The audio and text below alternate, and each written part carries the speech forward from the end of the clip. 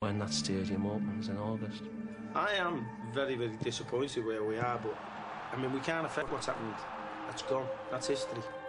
I can affect what's coming on. If I'm down, and I think it's harder to affect the players.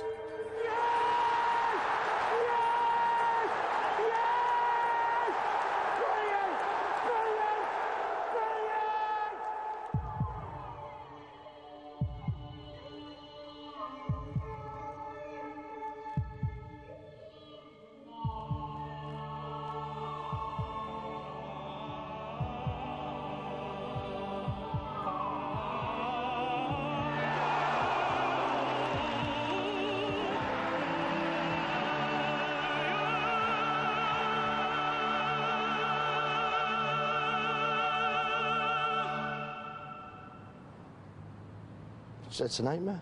I just, it doesn't feel real. Doesn't feel real. I felt nauseated, sick all day. I've seen them relegate maybe 4 or 5 times. I might be wrong about that, but this is the worst. It's because it's that big a game now, isn't it? Sky's mature of that, and you're playing for big prizes, aren't you? You know. It's just deja vu. We've all been here before, and you know, how long do we have to put up with it for? With only one more game to play, Sunderland were 4th from bottom in the Premier League. As the players arrived for their last training session, they knew that if they could win their final match away to Wimbledon, they would be sure to escape the indignity of relegation. Have to stand up and be counted. That's the big thing now. The atmosphere is quite good. It's not tense. Training's quite good. I think that's a telltale sign. If everybody was at one another's throats and kicking each other and blaming each other for things, then we'd have a problem. 10 yards, John Owen, this way. Here you come now, let's go! Good stretching for your balls! Ah, yes. Yes! Oh! You had to say yes then, didn't you? No one likes to be called and a failure and get relegated, but I won't let it get me down or injure my health. I'll be extremely disappointed because I love winning.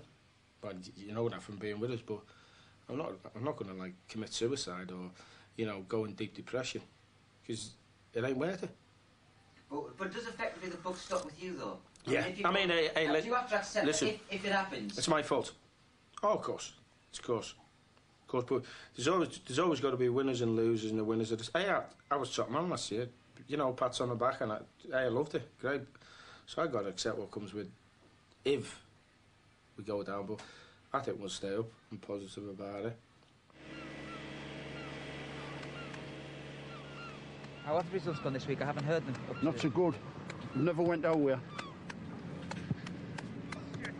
But hopefully if we win the match and everything will be all right. I think some of them will drop points, hopefully. We're in. It's frustrating now, though, isn't it, when it's down to what other people do rather than... Well, yeah. I don't know. Well, I suppose it's got to be, but I suppose if we win and we're still in the 4th place, we might, you know. I've never really worked it out. I cannot be honest. I'm just hoping that we're going to win and that'll be it. The local paper said last night that we've had 104 Premier League games since 1984. And we've never won 2 in a row.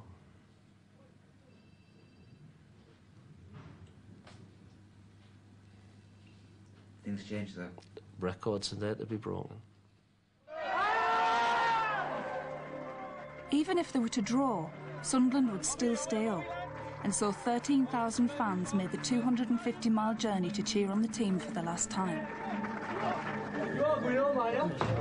Subs today, Woodsy, Alex, Alan Johnson, Craig, Russell, Mickey Bridges.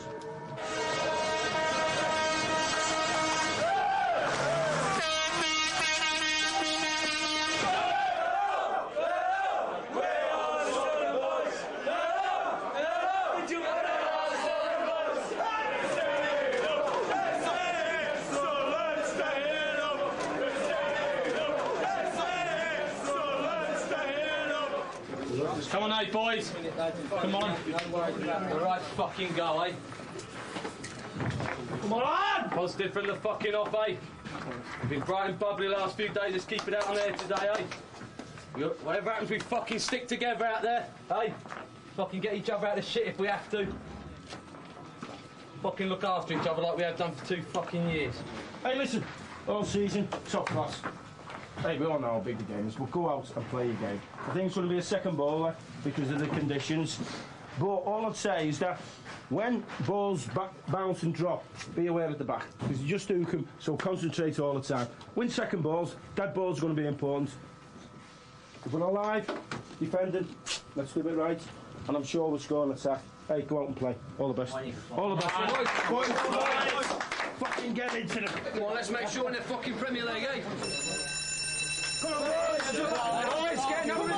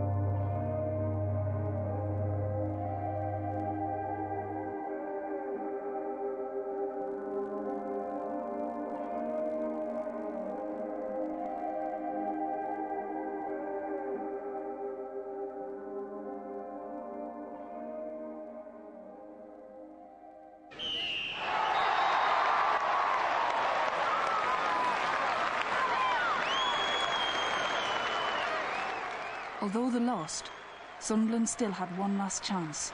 Coventry, another potential relegation team, were beating Spurs 2-1. But if that match ended in a draw, Coventry would go down and Sunderland would stay up. However, that match still had 15 agonising minutes left to play. Leeds 1, Middlesbrough 1. Not enough for Middlesbrough. They are relegated along with Nottingham Forest. Wimbledon beat Sunderland 1-0, so Sunderland at the moment are waiting desperately to know exactly if that means that they too will be relegated, and it all depends on this result here. Should Tottenham get an equaliser, Sunderland stay up. If it stays as it is, Coventry yet again have survived by the skin of their teeth on the last day of the season. There was nothing left to do but pray.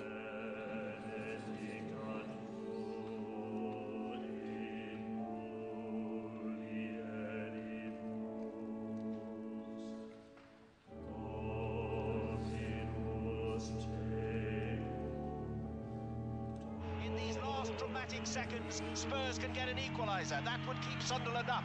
It's a corner, which Fox will now take. Drives it across. Everyone rises. And Grizovic again makes a marvellous save from the header. And there goes the whistle. Coventry, would you believe it? The great survivors have done it again. The great survivors have done it again. Coventry City stay up. Sunderland are relegated.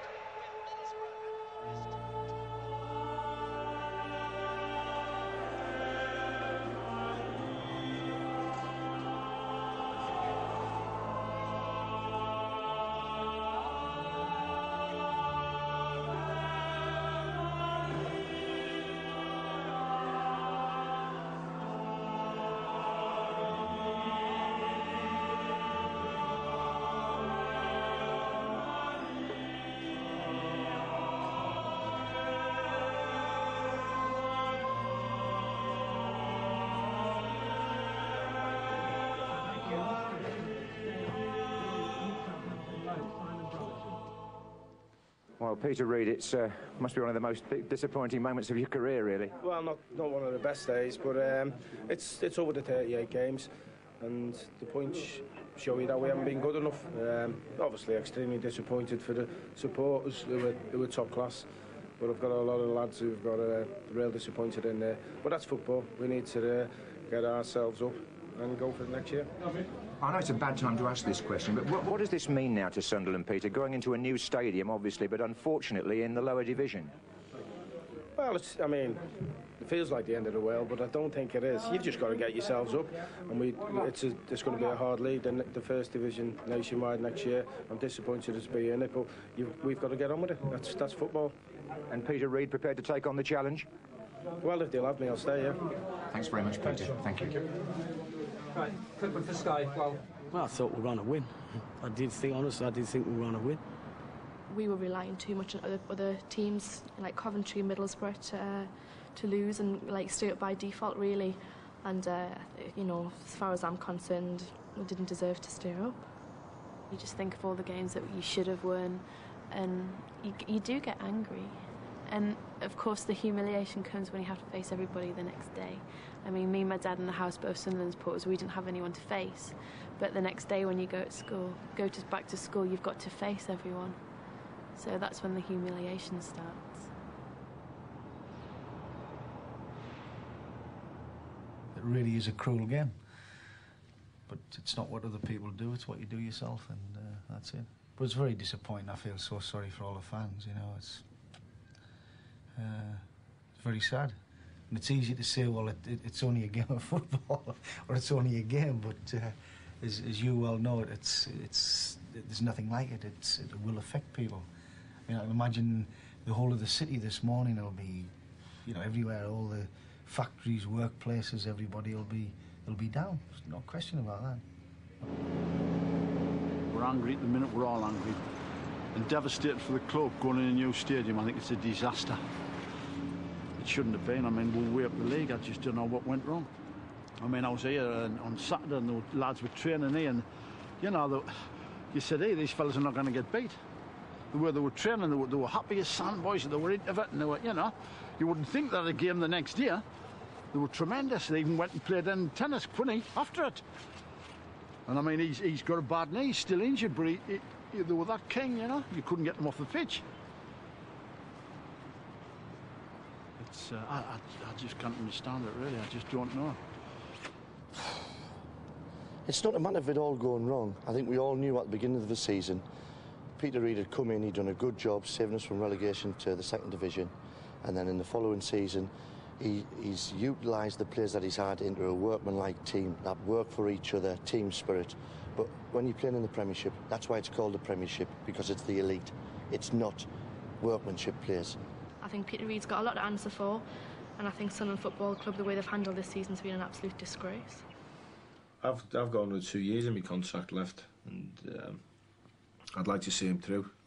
I feel comfortable with the football club, but I know we've got to try and get back into the big league, and it'll be a real important one for us next year. But I'm quite happy here. Obviously, I'm ever so disappointed and sick for the supporters who were magnificent. I mean, Saturday they were frightening. Sunday, sorry. But like I said before, it's happened, and we just got to get on with it. But ultimately, it is down to me.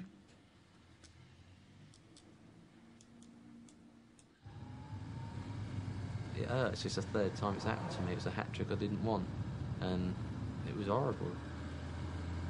On the way home from the game, I remember sitting at the back of the bus. You know, the lads absolutely devastated, like, and I remember sitting at the back and slowly but surely getting absolutely drunk as a skunk, because that was the only way at the time I thought, I've got to try and obliterate it out of my mind. And I think I was chucking up in the toilet at the end. I still ain't rang Larry to apologise yet, like, you know.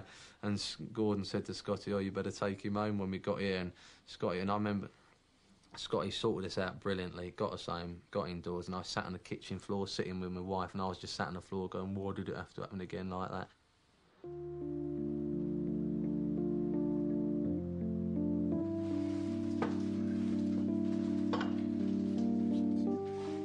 After 99 years, this was not how anyone wanted to leave Roker Park.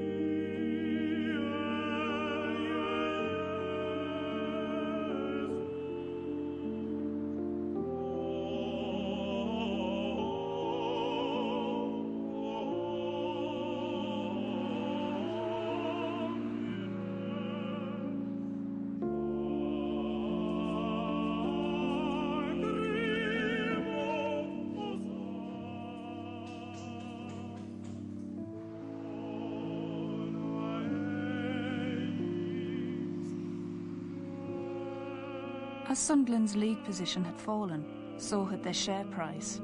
It was now less than half of what it had been at the beginning of the year, and so the board was summoned to the City of London to face their investors. If you get relegated, you know you've got a lot of issues to face up. I mean, it wasn't something that we were looking forward to. We weren't rubbing our hands at going to London for 2 days. Meeting people that had made a financial loss and had invested in you, believed in you, in other words, and we haven't done it for them. I feel really terrible. A point that's often missed is, under our sad circumstances, there's been nobody jumping ship. None of our players, our wanted players, have left the club. So we've got last year's Premiership squad, plus 4 and hopefully 6 players to add to that. So we hope for a very good season on the field. We'll take any questions, please. Are you concerned about the performance of your share price since the flotation?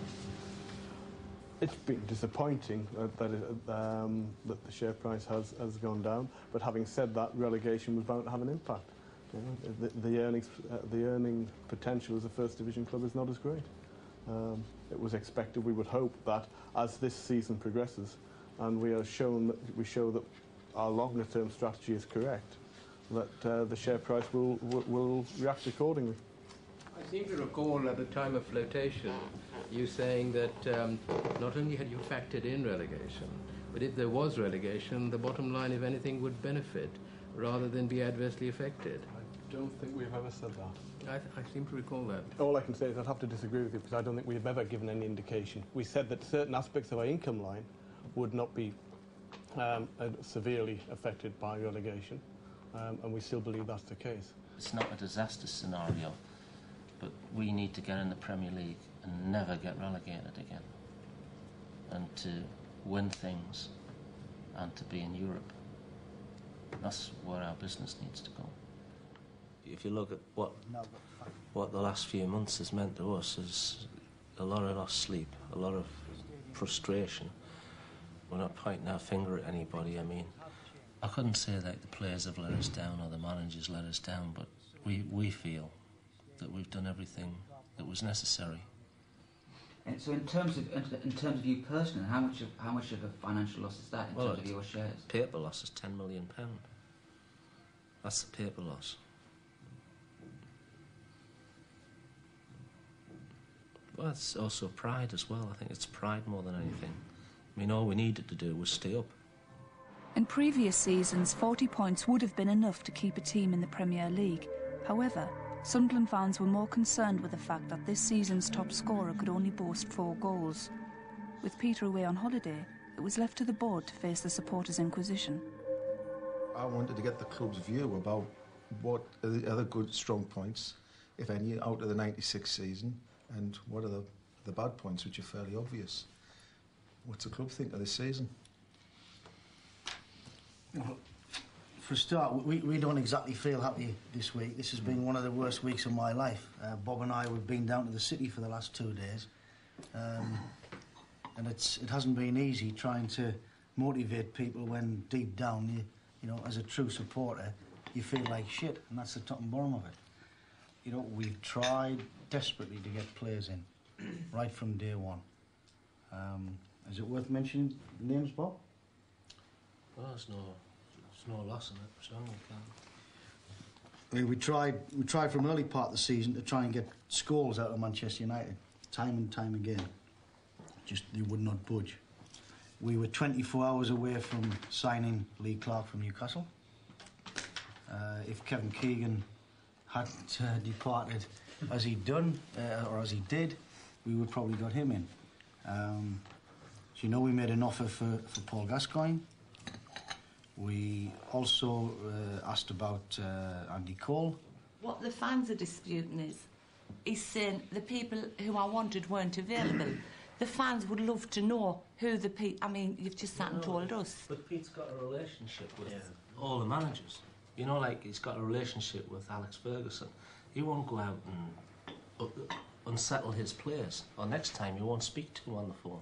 what has been running, a current that's been running throughout the season, as you'll note from the letters in the local papers, as to our wage level, as to whether that's a guiding factor. Well, Quinn, we were prepared to pay Gascoigne 28 grand a week. So Four and a quarter million. Categorically state that that has not been an issue. I mean, as far as I'm concerned, as an individual, it's down to the manager. Well, we'll keep going to find a reason that they can live with, won't we? And unfortunately, this hasn't come across to the supporters. Accepting these facts, these top players in the frame, the supporters feel like we've took a view that the club's been okay, we'll just get by, we don't need to do anything else, we'll coast in and then it'll be okay next season. That's how it feels. And feels like we've concentrated on getting the ground right, getting the infrastructure right, that launches you forward. But we've missed something. We bought the shirts, we bought the bricks, we've shouted as loud as we can, and we need something to hang on to. We just feel that we've done everything. We've delivered, and we've got an enormous sense of loss this week. Enormous. I want to know how Coventry survived for 29 years, and they've got different managers, different chairmen, different players. They've survived 29 years.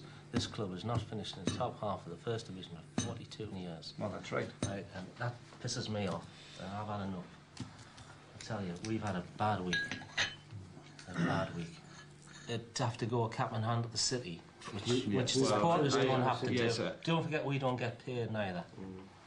Well, we don't get paid for following the club either, you know, and we've spent a lot of money travelling about. I mean, when you get 42-year-old, 45-year-old people on a train travelling back from London and they're in tears, every one of them, you know, and that's how we feel. And I'm not disputing the fact. I mean, I know you do. I know that.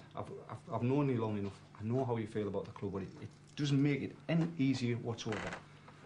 We done the same 1991. We went up. We spent no money or very little money. We were relegated. We were told the lessons had been learned. It wouldn't happen again. Perhaps there were circumstances then for the reasons that happened, but not this time. That the board give the manager his full backing, that the manager had millions to spend. And then we find ourselves now, 12th of May, relegated to Division 1. We're a brand new stadium that's going to be the biggest white elephant in the country. Already thousands of disillusioned fans had cancelled their £25 deposit for a season ticket, and the club's new campaign slogan was beginning to seem a little optimistic.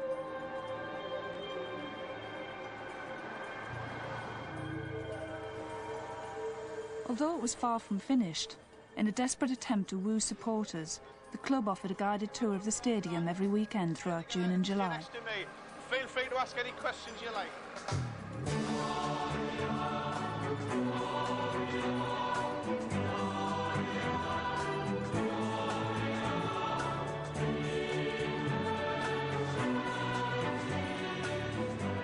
No one could quite believe that this was now a First Division ground, a 42,000-seater stadium in a league where clubs were lucky to get crowds of half that size.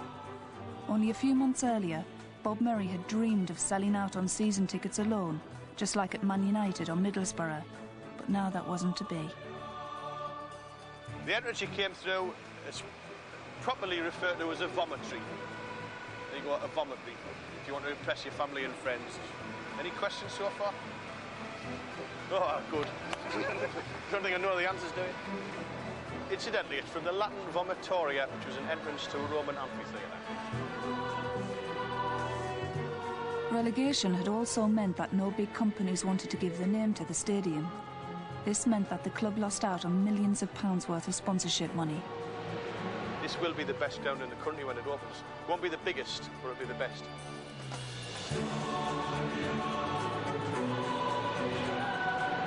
The pitch is actually dead clever. There's undersoil heating in place. Works thermostatically. But the really clever bit is that it's computerised and it can actually ring the groundsman at home. It's hard lines on the poor groundsman, of course, but when we're in Europe and this is full, week in, week out, there'll be a small price to pay. Not too distant future at all. No problem in that camp. Any questions yet?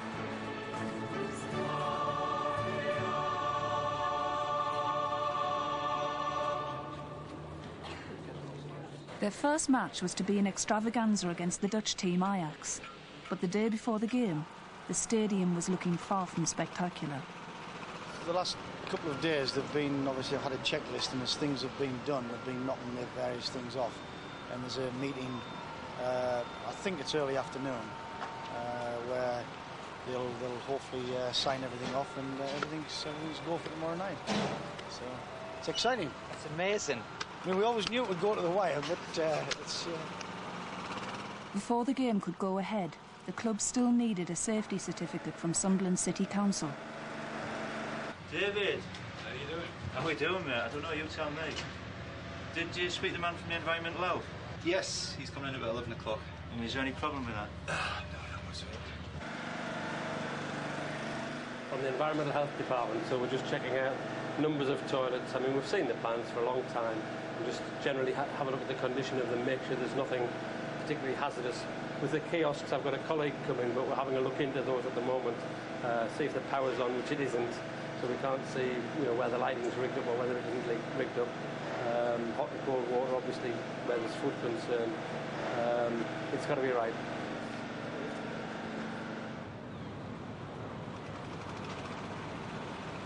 Finishing building the stadium was not the only problem.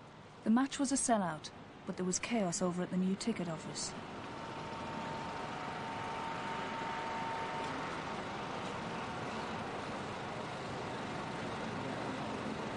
I paid for my seats on the 4th of July, and I discovered this morning that they're sold. So you really shouldn't be talking to me, because I'm a very unhappy lady. Paid for me Ajax tickets, and I've got a receipt, and they said I would receive them by Tuesday at the latest, and I'm still waiting for them. So I'm obviously just come down to see if I can get the tickets. I've paid for 3 tickets, and hopefully I can get them. I mean, obviously it looks like it's gross incompetence on the club's behalf, and they've underestimated the job, that's what I think. There's absolutely no way that I can reprint those tickets for you because they've now been generically sold. I can offer you a Premier Concourse seat. A seat in the Premier Concourse. Somebody else must have got your seat. I'll put it up on the computer. That ticket isn't coming up on me. So somebody must have told Jeanette. You know? Dreadfully pissed off, to be honest. It's like months and months of preparing it, and we don't know why, and at the minute we're trying to react to something. But at the minute, it's obviously going wrong. Everything we've set up in place the last 7 or 8 months, whether tickets got lost in the post, whether there's gremlins in the system, whatever. David, you've asked me this 3 times, and I said I can't tell you because it's still going on. Right? But it could well be a couple of thousand. It is no more than 6,000. It is no more than 6,000 because 6,000 were posted. We're trying our best, we're working as hard as possible. Internally, everything's worked, it's been fine. And there's this glitch, and we haven't got a clue why. We're firefighting, that's the last thing we wanted to do. I'll see if there's anybody around. Yeah. If we say, oh, right, now we see what's gone wrong, this is nothing. And people won't believe that, quite rightly. People won't believe it, say, oh, the club's got it wrong. We always said that this was a trial run. Ajax is the one, it's a great event, but it's when we've got to get a lot of the gremlins out. There will not, from a ticketing side, there'll not be another Ajax, but from the point of view of other aspects of it, whether it's the security and everything else, it's a good trial run. As the ticket queues continued to grow, and with less than 24 hours to kick off, there was doubt about whether or not the game would go ahead. The men from the council were unhappy with what they'd seen. I deal with facts. The facts of the matter are we haven't got a safety certificate as I stand here. When I get a safety certificate, then I can say the game will go ahead. Yeah? I stick to facts. So you asked me a question, I'm talking to you. If someone walked through that door, my only attitude is we kick off tomorrow, there's no other option. I can't believe what chaos there is out there though today. It's just incredible. It's a matter of you see chaos, I see progress. Yeah? You see problems, I see solutions. An emergency meeting was called at the City Hall to assess the problem. I've got great confidence in the progress that's been made because of what I've seen in 3 days. I'm sure Mr. Fickling will come in, perhaps, if you ask him. From myself or Dave Nicholson's point of view, stadium manager, safety officer, we would not contemplate running anything which is against our safety policy for spectators at all. We've identified the areas of concern, and we now know exactly what's got to be achieved, and we have given the safety committee the assurances that those items will be achieved by midday tomorrow. But what if they're not? They've got to be, haven't they?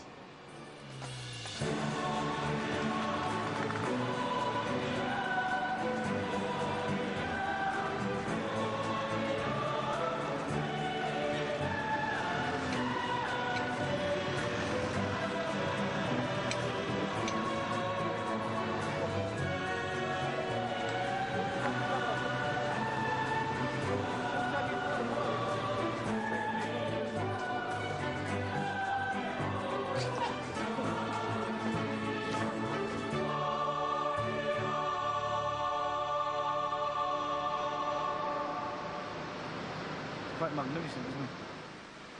With just over 12 hours to go, there was still one more thing to do. Announce the name of Sunderland Football Club's new home. On the stroke of midnight, Bob and John called a press conference. The name has evolved over a period of time, and it's a result of ideas and inspirations from a wide range of sources, not any single individual.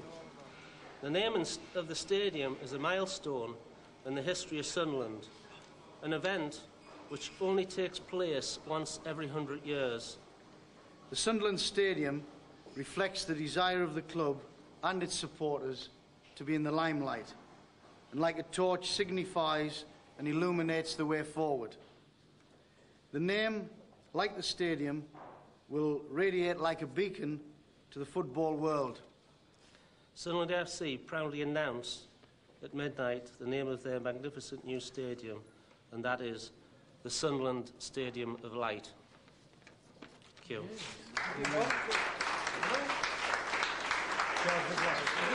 Close the toast.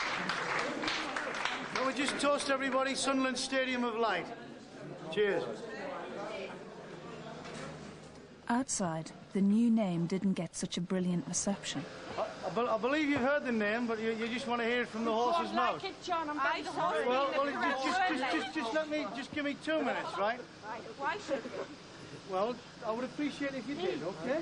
I'll listen to you if you just listen to me. 2 minutes, right? Well, obviously, it's a very emotional situation that everyone's got their own views as to what they would like to name the stadium and what they wouldn't like to name the stadium. We've thought about it for a long, long time, right? We've thought about it for a long, long time. We want a name that will take this club and recognise this stadium, not only nationally but internationally, right? Somebody else's name. And we've taken the views of a lot of people, and at the end of the day, the intention is to floodlit the stadium inside and out every night during the hours of darkness. And that's why the name Sunderland Stadium of Light has been chosen. How many people voted on that? That's it. How many people voted on that? It wasn't a case of voting. That's what we've decided.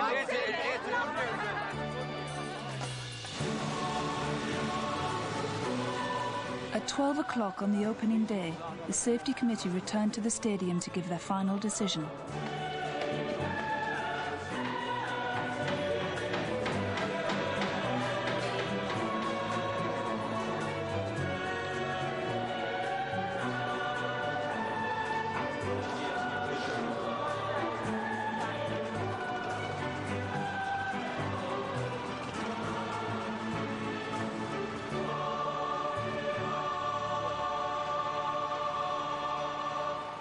When the licensing subcommittee considered the safety of the ground yesterday, they were generally satisfied subject to completion of a number of outstanding items. I'm fully satisfied with the club has now dealt with the outstanding items and that tonight's game will go ahead. And I'm pleased to have the opportunity to wish the club very successful in their Stadium of Light, both tonight and in the future. Thank you.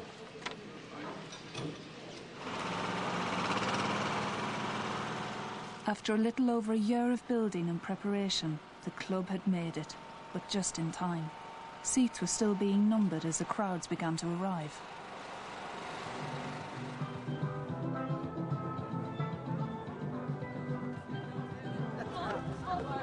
Come and get your programme. It's only $2.50 a programme. Game gets boring, you can always read a programme. Mr. Stephen Newell.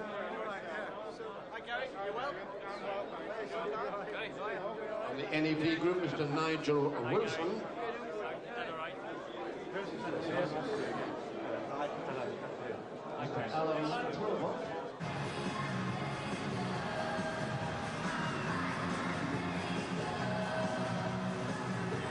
My lords, my Lord Bishop, distinguished guests, ladies and gentlemen, would you please pray silence for the chairman of Sunderland Football Club, Mr. Bob Murray.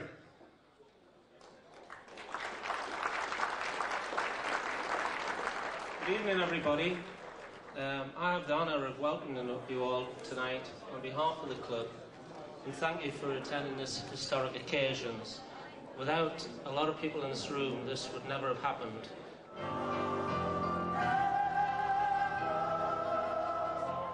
As Bob was having his moment of glory with the great and good of Sunderland, in other parts of the ground chaos reigned.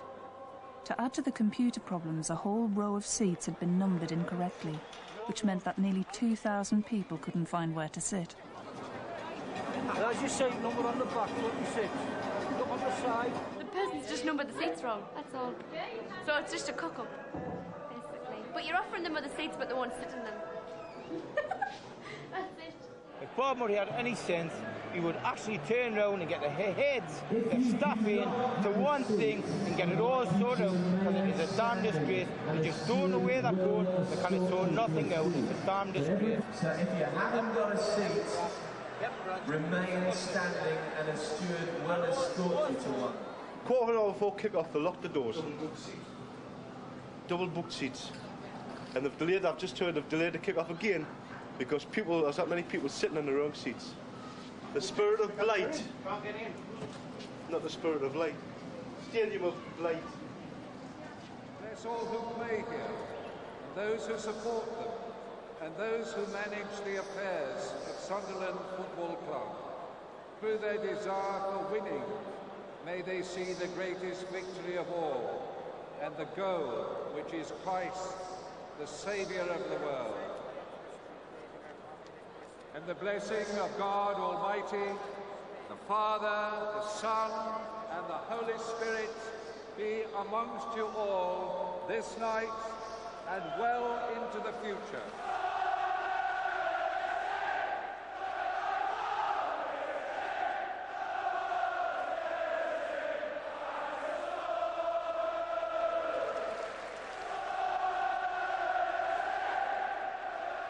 Although there was a terrific party atmosphere, it was not the most dignified of opening nights.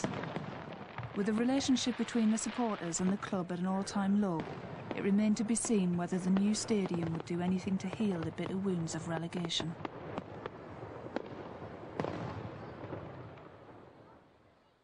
I'm not buying a season ticket. I just feel as though I've been, not just me, all the fans have been kicked in the teeth again. Absolutely. Why should I buy a season? Why should I put my money in front? I can go and just, if I don't want to go, I don't have to go. If I want to go and pick a game, I can go and pick a game. There's plenty of seats to choose from. A true Sunderland supporter is not going to desert their team. I reckon when it comes down to it, that the fans are saying, oh no, we're not going to buy season tickets. But can they cope without coming to watch their team every Saturday? Late November 1997, this was the cold reality. A First Division match at the Stadium of Light against Tranmere Rovers.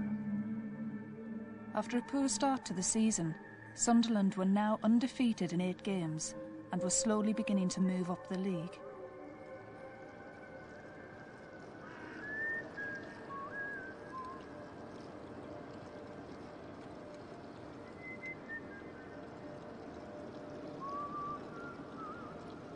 It's a 4-inch wheel on this one. It's a Dimplex Martin, a new one.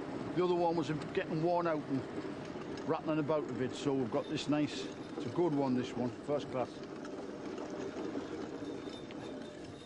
we'll win hands down today. The lads has been really up for this match. We're 8 undefeated, and I just feel that we're improving and we're getting there. There's a lot of young players here. Still need to improve, but I'm pleased at the moment. It's a tough league, and there's the Notts Forest, the Middlesbroughs, Sheffield United, you know, Charlton are a good side. It's about 10 sides who can do it, and I'd like to think we're in that category. How important is it to the business to go back up?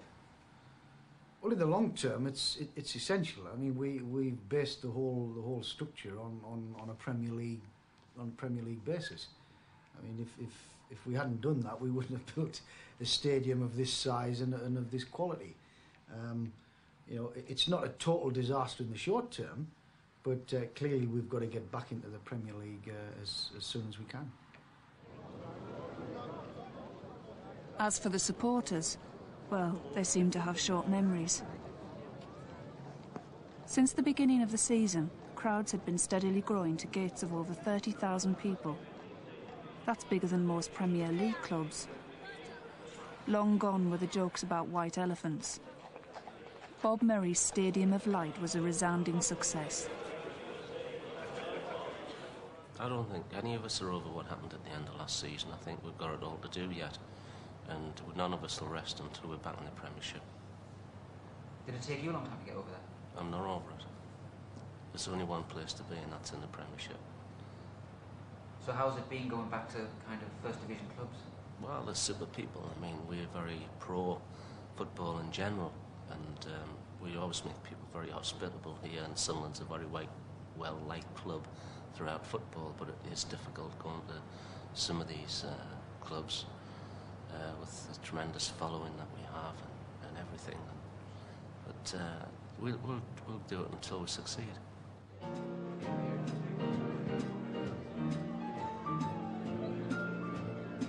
This year we're pulling up trees financially at the stadium. We've seen money we've never seen before, but obviously the uplift that would have been there had we retained our status would have been massive. But we have this to walk into next time that we go in the Premiership. We have the stage to play on and the facilities to take the income that's necessary to make sure that someone will never ever get relegated again.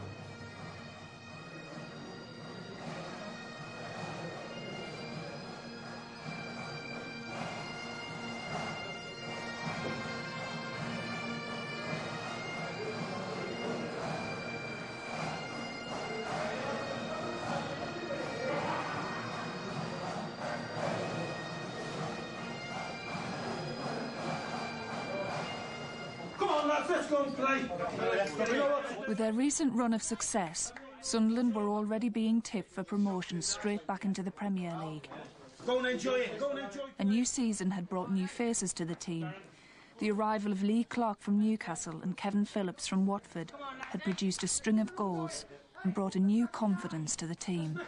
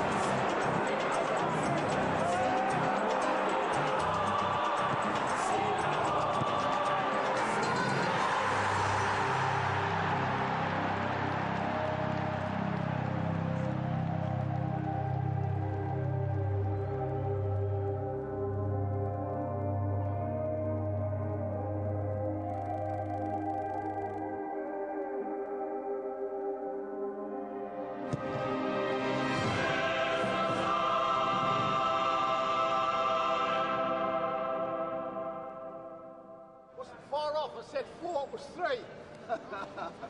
Yeah, they in there. That makes the day, doesn't it? Brilliant. 4-0, I was 1 out. I was very satisfied. Very good. Smashing.